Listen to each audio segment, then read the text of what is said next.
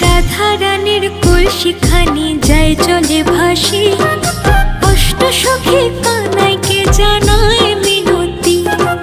কানাই বলে কলসি আমি এনে দিতে পারি, রাই সখীদের পার করিতে লাগবে পারের করি, রাই সখীদের পার করিতে লাগবে পারের করি।